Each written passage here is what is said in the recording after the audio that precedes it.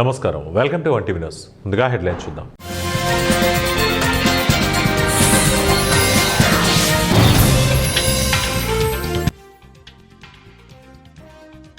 కేంద్ర బడ్జెట్ 2026 దేశంలోని ప్రతి జిల్లాలో బాలికల హాస్టల్స్.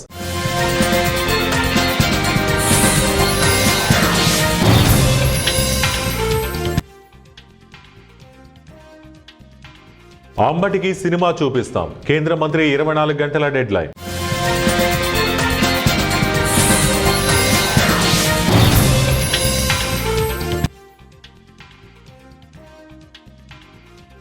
సండే స్టాక్ మార్కెట్ నష్టాల్లో సెన్సెక్స్, నిఫ్టీ. అంబటికి సినిమా చూపిస్తాం, అంబటి రాంబాబు వ్యాఖ్యలపై కేంద్ర మంత్రి పెమ్మసాని చంద్రశేఖర్ తీవ్ర స్థాయిలో హెచ్చరించారు.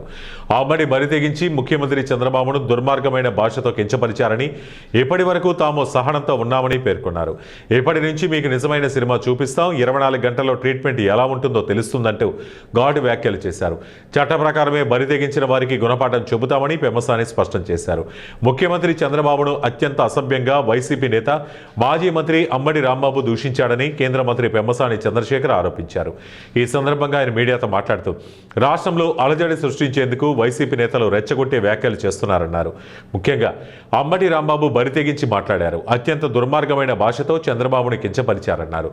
ఈ వ్యవహారంలో చట్ట ప్రకారమే ముందుకు వెళ్తామని పెమ్మసాని చంద్రశేఖర్ హెచ్చరించారు. దేశంలోని ప్రతి జిల్లాలో బాలికల హాస్టల్స్. కేంద్ర ప్రభుత్వం బడ్జెట్ 2026-27లో విద్యకు పెద్దపీట వేసింది. దేశంలో ప్రతి జిల్లాలో బాలికలకు వసతి గృహాలు ఏర్పాటు చేయబోతున్నట్లు కేంద్ర ఆర్థిక శాఖ మంత్రి నిర్మలా సీతారామన్ ప్రకటించారు. యువత కోసం వైద్య రంగంలో కొత్త కోర్సులు తీసుకువస్తామని తెలిపారు. 3 ఆయుర్వేదిక్ మెడికల్ కాలేజీలను తీసుకొస్తామని వెల్లడించారు. సాంప్రదాయ వైద్య పరిశోధనకు జూమ్ నగర్లో పరిశోధన కేంద్రం ఏర్పాటు చేస్తామన్నారు. నష్టాల్లో సెన్సెక్స్, నిఫ్టీ. సాధారణంగా ఆదివారం రోజు స్టాక్ మార్కెట్లకు సెలవు. అయితే యూనియన్ బడ్జెట్ 2026 కారణంగా ఈ రోజు కూడా దేశీయ స్టాక్ మార్కెట్లు యథావిధిగా కొనసాగుతున్నాయి. దేశీయ స్టాక్ మార్కెట్లు ఆదివారం స్వల్ప నష్టాలతో ప్రారంభమయ్యాయి. ఉదయం 9 గంటల 25 నిమిషాలకు 290.58 పాయింట్ల నష్టంతో 82,275.79 వద్ద, నిఫ్టీ 117.45 పాయింట్ల నష్టంతో 25,301.45 వద్ద కొనసాగుతున్నాయి. United food plants limited, Servotech renewable power system limited, Rajdarshan industries limited, Ikio technologies limited, Fujiyama power systems limited కంపెనీలు టాప్ గెయినర్స్ జాబితాలో చేరగా, Hindustan copper limited, IDBI bank limited, Aditya Birla sun life gold ETF, ICICI prudential gold ETF, intellect design arena limited కంపెనీలు నష్టాల జాబితాలో చేరాయి. రాష్ట్ర ముఖ్యమంత్రి చంద్రబాబు నాయుడు, ఆయన కుటుంబ సభ్యులపై అసభ్యకరమైన వ్యాఖ్యలు చేసిన అంబటి రాంబాబును కఠినంగా శిక్షించాలని రాష్ట్ర న్యాయ మరియు మైనార్టీ సంక్షేమ శాఖ మంత్రి ఎన్ఎండి ఫరూక్ డిమాండ్ చేశారు. నంద్యాల పట్టణంలోని మంత్రి కార్యాలయంలో మీడియాతో మాట్లాడుతూ ఏదైనా రాజకీయ అంశాలు ఉంటే వాటిని రాజకీయంగానే విమర్శలు చేయాలి తప్ప వ్యక్తిగత విమర్శలకు వెళ్లకూడదని, ఇలా వ్యక్తిగత విమర్శలకు వెళ్లే వైసీపీలో ఉన్న కొంతమంది సంస్కారహీనులను సంఘ విద్రోహ శక్తులుగా పరిగణించాలని ఆయన ఆగ్రహం వ్యక్తం చేశారు. అంబటి రాంబాబు మొదటి నుండి వివాదాల్లో ఉండే వ్యక్తి అని, 2-3 సార్లు శాసనసభకు ఎన్నికైన వ్యక్తిగా కాక మంత్రిగా పనిచేసిన వ్యక్తిని, అలాంటి వాడు ఆంబోతు మాదిరిగా సీఎం చంద్రబాబు కుటుంబంపై అసభ్యకర వ్యాఖ్యలు చేయడం గురించి మంత్రి ఫరూక్ తీవ్రంగా ఖండించారు. ఇటువంటి నాయకులకు ఆ పార్టీ అధినేత జగన్ ఎలా వ్యవహరించాలో నేర్పించాల్సిన అవసరం ఉందని, కానీ ఆ ఇంగిత జ్ఞానం జగన్కి కూడా లేదని, ఆయన తన పార్టీ ఎమ్మెల్యేలు అసెంబ్లీలో అన్పార్లమెంటరీ భాషను ఉపయోగిస్తున్నా నవ్వుతూ కూర్చోవడం పట్ల వారు అధినేత జగన్ సంస్కారం ఎంతవరకు అర్థమవుతుందన్నారు. చంద్రబాబు నాయుడు ముఖ్యమంత్రిగా 4 సార్లు ఎన్నికైన వ్యక్తిని 10 సార్లు శాసనసభకు ఎంపికయ్యారని, అలాంటి పెద్ద మనిషి, జెంటిల్మెన్, సంస్కారవంతంగా మాట్లాడే వ్యక్తి పట్ల ఇలా అనుచితంగా మాట్లాడటం తీవ్రంగా పరిగణించాలని మంత్రి ఫరూక్ కోరారు. చట్టసభల్లో సైతం ఎమ్మెల్సీగా 5 సార్లు మంత్రిగా ఉన్న తనపై జోగి రమేష్ ఇలాగే వ్యాఖ్యలు చేశారని, చట్టసభల్లో ఇలాంటి అన్పార్లమెంటరీ లాంగ్వేజ్ వాడటం తప్పని, దాన్ని వెంటనే రికార్డుల నుంచి తొలగించాలని స్పీకర్ను తాను కోరినా ఇంతవరకు దాన్ని తొలగించకపోవడం విచారకరమన్నారు. అంబటి రాంబాబును అరెస్టు చేసినా కూడా చట్టపరంగా కఠినమైన శిక్షలు విధించి భవిష్యత్తులో ఏ రాజకీయ నాయకుడు కూడా ఇలాంటి దూషణలకు పోకుండా శిక్షించాల్సిన అవసరం న్యాయస్థానానికి ఉందని మంత్రి ఆశాభావం వ్యక్తం చేశారు. సంఘ విద్రోహ శక్తులు లెక్క ఉండాలి. వీళ్ళు ఏం మాట్లాడుతున్నారు? ఏదైనా మాట్లాడితే వ్యక్తిగతంగా మాట్లాడాలి కానీ, ఏదైనా పార్టీ గురించి మాట్లాడాలి కానీ, తల్లిదండ్రుల గురించి ఏమది భాష అని మాట్లాడే భాష ఎవరైనా ఉచ్చరిస్తారా? ఆ భాష ఎవరైనా మాట్లాడతారా? సంస్కారంతో ఇవ్వడం చెప్పగలుగుతారు రాజకీయ నాయకులు? అది పబ్లిక్లో, మీడియాలో, అది మీడియాలో అంతా వైర్ అవుతుంది. కాబట్టి ఈయన కఠినంగా శిక్షించాల్సిన అవసరం ఉంది. ఇతని మీద యాక్షన్ తీసుకోవాల్సిన అవసరం ఉంది. చంద్రబాబు నీ జోలికి వచ్చిందా? చంద్రబాబుకి ఏం సంబంధం ఉంది? చంద్రబాబు గురించి నువ్వు మాట్లాడాల్సిన అవసరం ఉంది. అది ఏ భాషలో మాట్లాడాలా? నాకు అన్యాయం జరుగుతూ ఉంది. ముఖ్యమంత్రి గారు నన్ను ఏదైనా చేయమని చెప్పాలా? ముఖ్యమంత్రి గారికి వారి కుటుంబాన్ని గురించి, ఆయన గురించి, వ్యక్తిగతాన్ని గురించి ఇష్టం వచ్చి మాట్లాడతావా? ఏమనుకుంటాడా? ఎంతకైనా చాలా అహంకారం ఉంది, అహమానికి చాలా పొగురుంది. ఏదో ఎందుకంటే ఈసారి తెలుగుదేశం పార్టీ సీరియస్గా తీసుకోవాలా? నాయకుడిని జరిగిన తర్వాత ఎందుకే? గతంలో కూడా జగన్ గారు అధికారం ఉన్నప్పుడు ఇష్టం వచ్చి మాట్లాడాడు. వ్యక్తిగతంగా అప్పుడు కూడా మాట్లాడడం జరిగింది. చంద్రబాబు గారు పెద్ద మనిషి కాబట్టి ఆయన జెంటిల్మెన్, ఆయన బిహేవియర్ కానీ ఆయన కానీ సంప్రదాయబద్ధంగా మాట్లాడే వ్యక్తి ఆయన. అటువంటి వ్యక్తిని, ఒక ముఖ్యమంత్రిని, 4 సార్లు ముఖ్యమంత్రి చేసిన వ్యక్తిని, 10 సార్లు ఆయన 9 సార్లు ఎన్నికల్లో గెలిచిన వ్యక్తిని ఈ రకంగా మాట్లాడతావా? కాబట్టి చట్టరీత్యా ఆయన మీద కేసులు బనాయించి ఎందుకు తిట్టినావు, ఏం అవసరం వచ్చింది తిట్టాను, తిట్టే భాష ఏ రకంగా మాట్లాడినావు. కాబట్టి అతన్ని చట్టరీత్యా యాక్షన్ తీసుకోవాలా. అతన్ని ఇమీడియట్గా అరెస్ట్ చేసి చట్టపరంగా జైల్లో పెట్టాలి. ఏం విషయం ఇట్లా మాట్లాడితే ఒకసారి వదిలేస్తే ఇంకోసారి అది అలవాటు అయిపోయింది వాళ్ళకు. మనం ఏం చేయలేము తెలుగుదేశం వల్ల అనేది అహం రాకూడదు. ఇంత తప్పండి. కాబట్టి క్షమించరాంది తగు యాక్షన్ ఆయన మీద ఇమ్మీడియట్ తీసుకుని ఆయన మీద చర్య తీసుకోవాల్సిన అవసరం ఉందని చెప్పి నేను చాలా బాధపడతాను. ప్రతిసారి ఆశావాసి అయిపోయింది. చట్టసభలో అదే మాట్లాడడం, నా మీద కూడా మాట్లాడారు చట్టసభలో. నేను ఎమ్మెల్సీగా ఉన్నప్పుడు నేను ఒక చైర్మన్ చేశా. నేను కూడా 5 సార్లు మంత్రిగా చేసిన. నన్ను గురించి కూడా ఆ జోగి రమేష్ అసెంబ్లీలో కూడా ఇదే భాష మాట్లాడాడు. నేను ఇదే భాష చట్టసభలో మాట్లాడకూడదు, దాని మీద నన్ పార్లమెంట్ ఇక్కడ యూజ్ చేయకూడదు, అది రికార్డు నుంచి తొలగించమని చెప్పి నేను ఇప్పుడు ఉండే చైర్మన్ గారు చెప్పా. ఇంతవరకు కూడా చేయలే, ఈరోజు వరకు కూడా చేయలే రికార్డు నుంచి. అది వాళ్ళ సంస్కారం. వైఎస్ఆర్సీపీ నేత అంబటి రాంబాబు వ్యాఖ్యలపై తెలుగుదేశం పార్టీ తీవ్ర ఆగ్రహం వ్యక్తం చేసింది. రాష్ట్ర ముఖ్యమంత్రి నారా చంద్రబాబు నాయుడిని ఉద్దేశించి అంబటి చేసిన అనుచిత వ్యాఖ్యలకు నిరసనగా టీడీపీ రాష్ట్ర ప్రధాన కార్యదర్శి అబ్దుల్ వాహీద్ ఆధ్వర్యంలో పార్టీ కార్యకర్తలు పెద్ద ఎత్తున నిరసన చేపట్టారు. 44వ జాతీయ రహదారిపై అబ్దుల్ వాహీద్ నేతృత్వంలో టీడీపీ శ్రేణులు అంబటి రాంబాబు దిష్టిబొమ్మను దహనం చేశారు. ఈ సందర్భంగా అబ్దుల్ వాహీద్ మాట్లాడుతూ ప్రపంచవ్యాప్తంగా గుర్తింపు ఉన్న నేత చంద్రబాబు నాయుడు అని, అటువంటి వ్యక్తిపై సభ్య సమాజం తలదించుకునే వ్యాఖ్యలు చేయడం సిగ్గుచేటని మండిపడ్డారు. బాధ ఉంది. మేము ఏదో ఒకటి నిరసన కార్యక్రమం చేపడతామంటే మా పార్టీ నుంచి ఒక ఆదేశం రాలేదు అంటే మా తెలుగుదేశం పార్టీ యొక్క చిత్తశుద్ధి మీరు గమనించాలి. మీ యొక్క పార్టీ యొక్క విధానాలు ఆ విధంగా ఉన్నాయో తెలియదు, కానీ అందుకోసమే మీ యొక్క విధానాలు చూసే 2024 ఎన్నికల్లో కేవలం 11 సీట్లు మాత్రం మీకు ఇచ్చారు. ఇంకా మీకు అర్థం కావట్లేదు.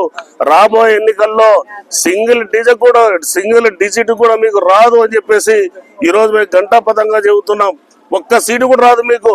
మీ పార్టీ చీటి నిన్న అంబటి రాంబాబు గారు మీ పార్టీ చీటి చించేశారయ్యా. ఇంకేం లేదు, మీ పార్టీ అనేది కూడా ఇక లేదు. రాష్ట్రంలో ఆల్రెడీ తెలంగాణలో 0 అయిపోయింది. ఆంధ్రప్రదేశ్లో కూడా రాబోయే రోజుల్లో 0 అయ్యే రోజుల్లో ఎంతో దూరం లేవు, దగ్గరలో ఉన్నాయని చెప్పి తెలియజేస్తున్నారు. తెలుగుదేశం పార్టీ కార్యకర్తలు కామ్గా ఉన్నారంటే చేతకాక కాదు. మౌనం అనేది చాలా గంభీరమైనది. మౌనం అనేది చాలా భయంకరమైన. ఆంధ్రప్రదేశ్ రాష్ట్ర ముఖ్యమంత్రి నారా చంద్రబాబు నాయుడుపై అనుచిత వ్యాఖ్యలు చేసిన వైసీపీ నేత అంబటి రాంబాబుకు వ్యతిరేకంగా తంబళ్లపల్లి నియోజకవర్గం మొలకల చెరువులో తీవ్ర నిరసన తెలిపారు. తెలుగుదేశం పార్టీ నేత కట్టా దొరస్వామి నాయుడు ఆధ్వర్యంలో వైసీపీ నేత అంబటి రాంబాబు దిష్టిబొమ్మను దగ్ధం చేశారు. నారా చంద్రబాబు నాయుడిని దుర్భాషలాడిన అంబటి రాంబాబును ఆంధ్రప్రదేశ్ ప్రజలు ఎట్టి పరిస్థితుల్లో సహించరని హెచ్చరించారు. ప్రజాస్వామ్యంలో హద్దులు దాటిన వ్యాఖ్యలు సరికాదని, నోరు ఉందని ఇష్టం వచ్చినట్టు మాట్లాడటం తగదని అన్నారు. 4 పర్యాయాలు ముఖ్యమంత్రిగా బాధ్యతలు నిర్వహించిన చంద్రబాబు నాయుడు ఎప్పుడూ సంస్కారం, గౌరవం పాటించారని పేర్కొన్న ఆయన సోషల్ మీడియాలో అభ్యంతరకర వ్యాఖ్యలు చేసిన వారిపై కఠిన చర్యలు తీసుకున్న ఘనత కూడా చంద్రబాబుదేనని గుర్తు చేశారు. వైఎస్ భారతిరెడ్డిని సోషల్ మీడియాలో దూషిస్తే వారిపై కఠిన చర్యలు తీసుకుని అరెస్టు చేయించిన ఘనత నారా చంద్రబాబు నాయుడుదేనని పేర్కొన్నారు.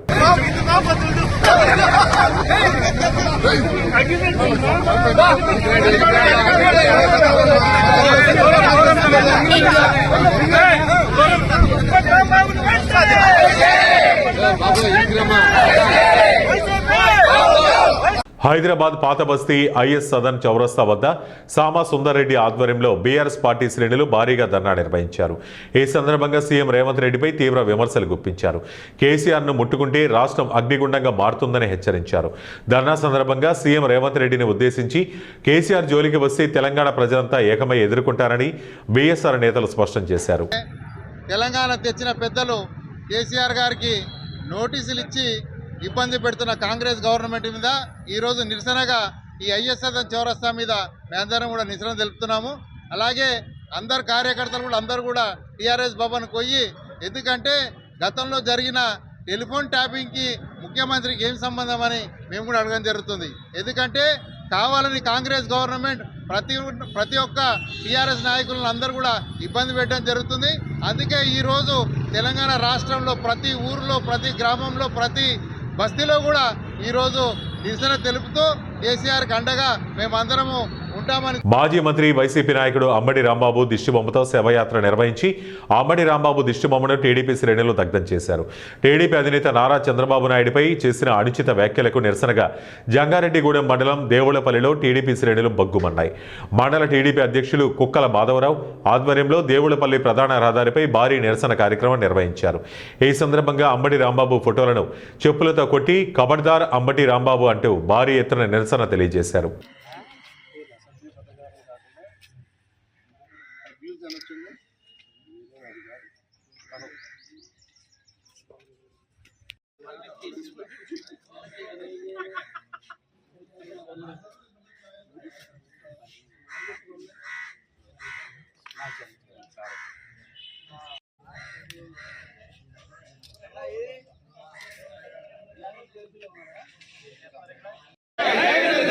చంద్రబాబు గారి నాయకత్వం, లోకేష్ గారి నాయకత్వం, పవన్ కళ్యాణ్ గారి నాయకత్వం, జై బీజేపీ,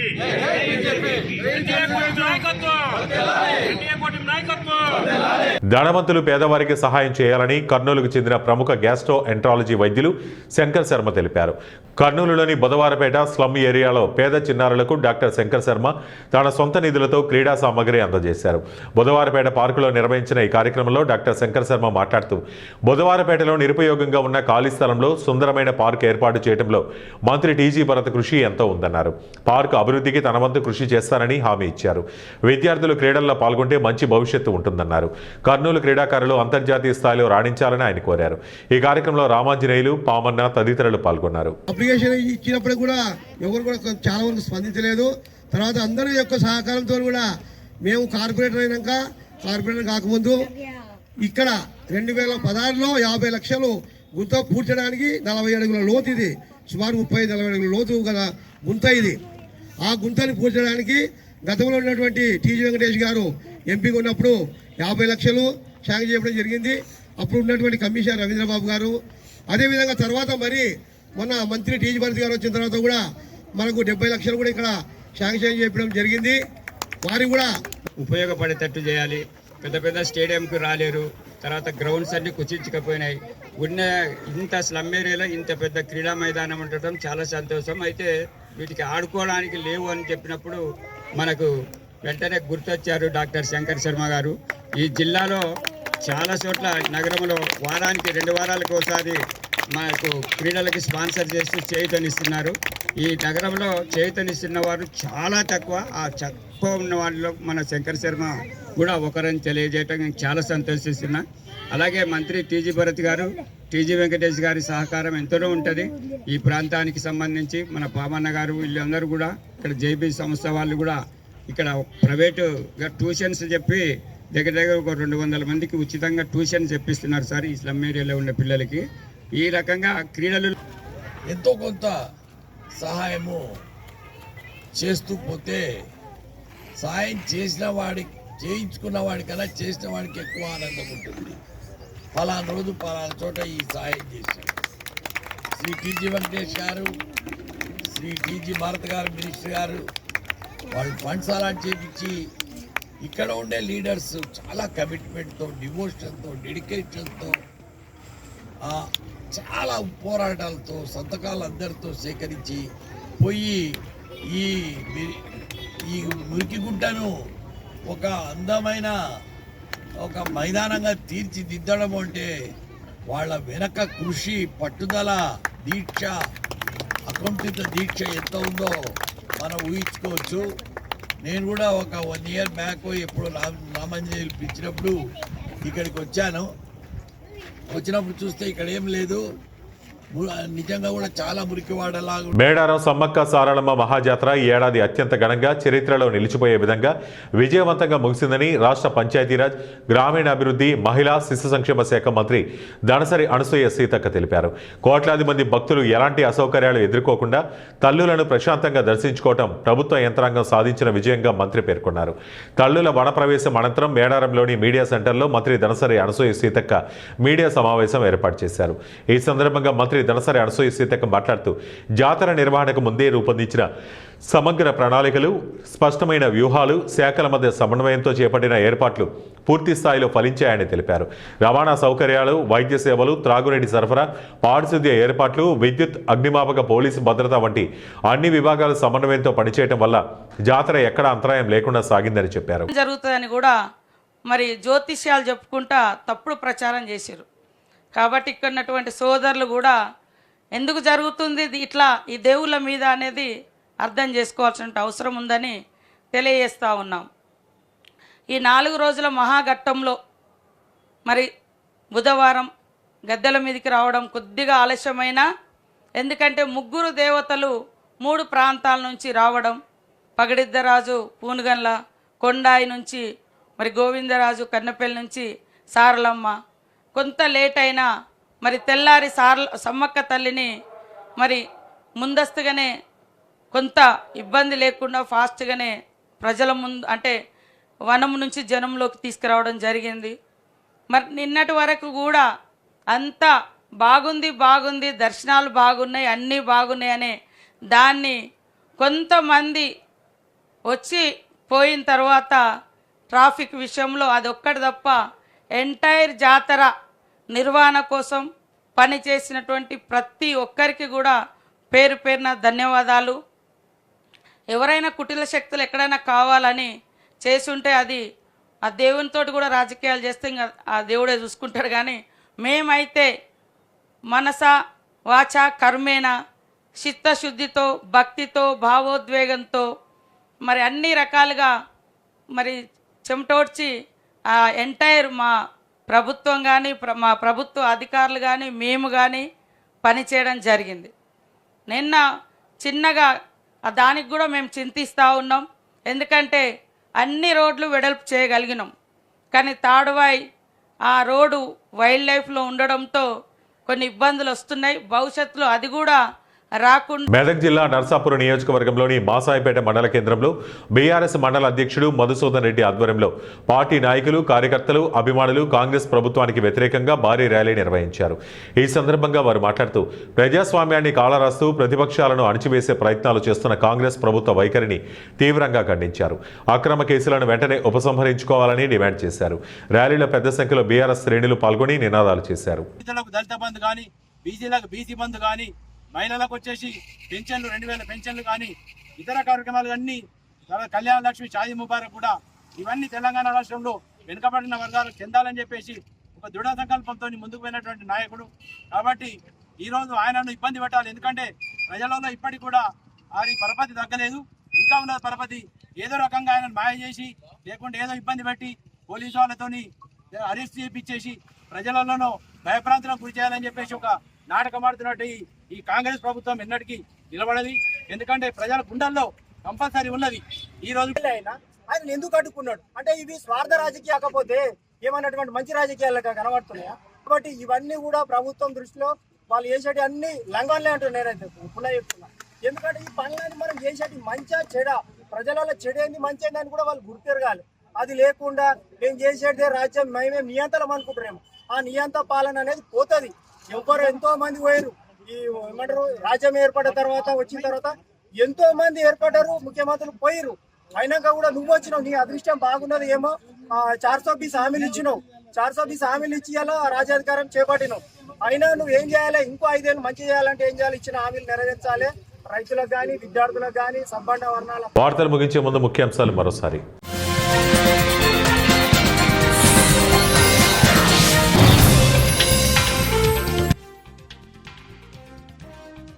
కేంద్ర బడ్జెట్ 2026 దేశంలోని ప్రతి జిల్లాలో బాలికల హాస్టల్స్.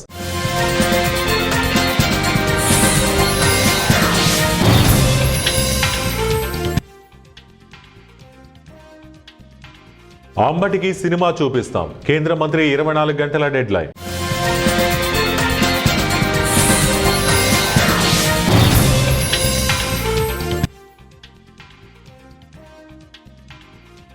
సండే స్టాక్ మార్కెట్ నష్టాల్లో సెన్సెక్స్, నిఫ్టీ. ఇవి ఇప్పటివరకు ఉన్న బులెటిన్ అప్డేట్స్. మరిన్ని అప్డేట్స్ కోసం చూస్తూనే ఉండండి 1 టీవీ న్యూస్.